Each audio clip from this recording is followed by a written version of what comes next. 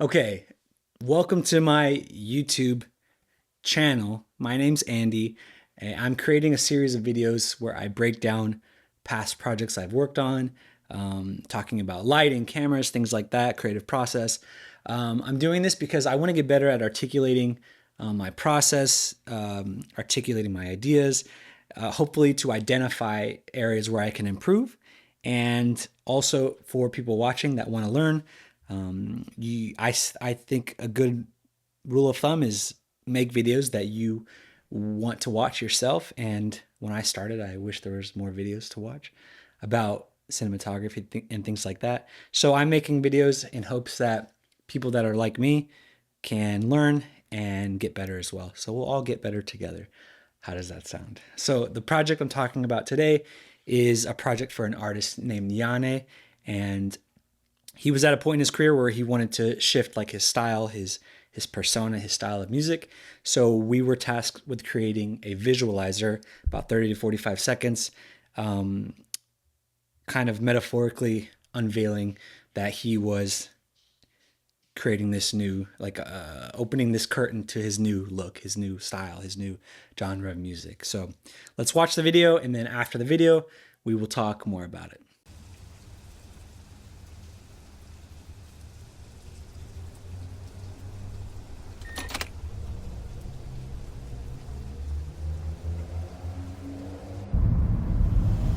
Encontraste el lugar que estabas buscando.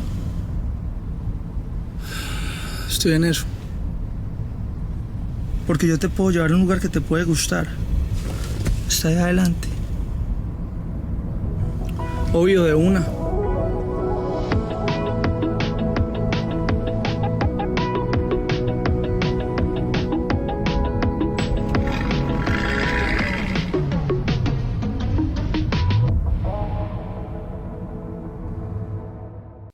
Okay, so the first thing I want to talk about right out the gate is the reference image that the director sent. So this right here, if I can get it, is a screenshot from Drive. This was the image that I was sent.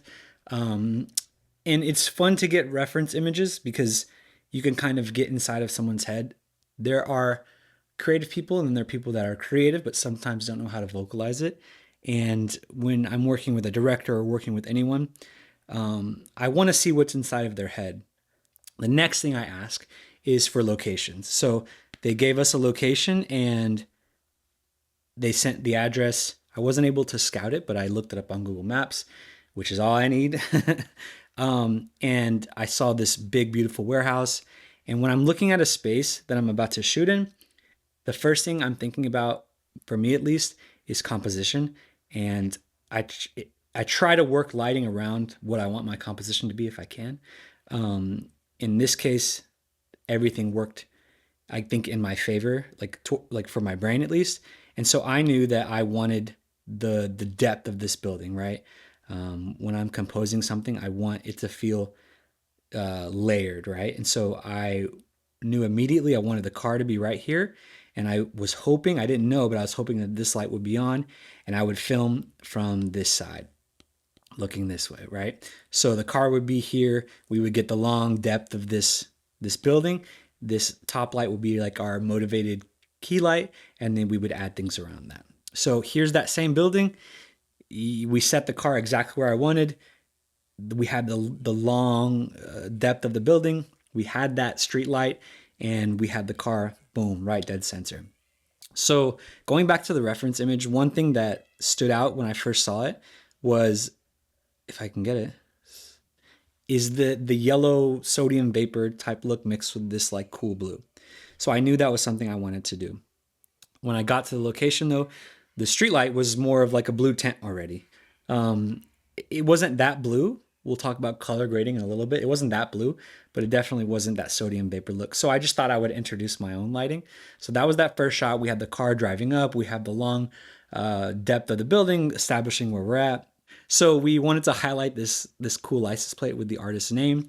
We have this yellow like light. It's hard to tell, but it's coming in here. You know, you see it here. It's hitting the back of the bumper. Essentially, what we were trying to do is shine a light on the car so you could see that license plate. So here's a behind the scene photo we took. I plan on taking more. I wasn't planning on making a video about this video, but I promise I'll do better in the future, taking more videos and photos. But on this side, we're just Hollywooding this like tube light to get this light hitting the car, hitting the license plate, and then we have our street light up here shining down, right? That's again referencing that first image. There's that yellow sodium vapor look with this cool like light. When I'm shooting, I'm not always shooting like shadow side of a subject or of a car.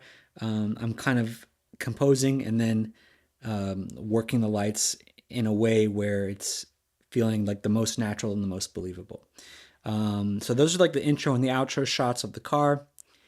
Let's move on to some of the hardest ones. So the interior of the car was probably the most tricky, and it had like a top that could come up and down. We had this back, like, I don't want to say it was a window because it's like a plasticky material because obviously the top comes down, but it was raining, so it benefited us a lot because it added this like texture. I didn't plan for it to be textured like that, but when I saw that it was raining, I knew that that would be something that would benefit us because it's going to look really nice, right? So we're shooting into the car. We're positioning the artist like directly over the shoulder of himself in the front seat. The front seat is the old artist. The back seat is the new artist. So it's the same person, but you got this, all right? So essentially what we're doing is we are lighting. I wanted to create like a wrap around him. One light being like super harsh, this light here, and then the light, the identical light on the right side, but I just have it diffused with this like reflector, like using the inside silk of the deflector. You can get these at like any like camera store or Amazon. And then up here we have 300D set to daylight. That's just adding that cool blue tint, right? So in the end of the project, the colorist, he did a fantastic job. He chose to make this more of like a blue look, which if you're shooting in log, which we did, which essentially means you're shooting with like a flat image, you're retaining so much information, you can kind of push and pull the image however you want. And he wanted it to be more of a blue, like, well, the director, and I think it looks great. So it looks different. It looks different from the reference image, which is nice. It stands out. It's still a little bit different. So yeah, we're shooting inside the car. You see the back window. You see the diffusion. There's Michael. He's running audio. And yeah, I love the color grading here. Like you see some halation. You see the blacks aren't crushed too much. Nice clean look. That was like the majority of shooting was taking place inside of the car. The next image is like when the car was open and he's like reversing to leave. I learn every time I shoot something, you think you have everything. You think you've shot so many times that you're not going to miss something, but you always do. So when we were shooting on the opposite side, I could have shot on the same side, but I just wanted to mix it up because we shot so much from that side. And the depth of this was so nice, right? If I forget exactly what happened because it was a little while ago, but maybe we were shooting him from the left, from the right side, and I just didn't like the way the background looked. This looked more interesting. We get that blue. We added a harsh hit from those tubes, and then we still have the aperture just above him that's just filling in his face a little bit. That's pretty much it. I say pretty much, that is it. After we shot all the dialogue, we punched in to do a few pickups of like some details of the hand, his rings. He had cool jewelry. There's like these car keys hanging there. I think those are, yeah, so there's like a little antler thing that was my car key. I put it on there just to make it look nice, make it look interesting. I can't, there it is. The steering wheel looked great. I wish I would have turned the steering wheel a little bit more so forward was the right way, but it is what it is. You learn. The crew was pretty small. It was 5 people, audio, myself, grip/gaff, PA, and a director. And yeah, so you can do great things with the small crew. I mean, I do stuff even smaller, but that's kind of like the size I shoot a lot is like small, medium productions. I want to do more of these videos, just kind of like talking about lighting, talking about the creative process. If you have feedback for me, I would love to hear it in the comments of things you want to learn. If you want me to dive deeper into specifics, the last thing I'll leave off it with is like the camera I use, which was the Fuji X-H2S, shooting in f-log, open gate.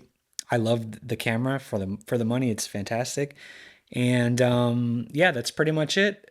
I hope that you learned something. I know I am pushing myself to make videos like this. It's very difficult for me because I don't like talking in front of the camera, but it's fun, and I'm learning new things. If I don't start now, I'll never start, and making the first one's always the hardest. So yeah, I hope you give it a like, give it a thumbs up, give it a share, whatever. And I hope to see you soon. And best wishes to you and your families. And it's getting awkward now, and this is the reason why I didn't want to do these. But we're here together, and we are thriving, and we're gonna keep making these videos because I'm holding myself accountable. So enjoy, have a great day, drink some water. Bye. I thought this would be neat, like a transition. I don't know. Whatever. Bye bye.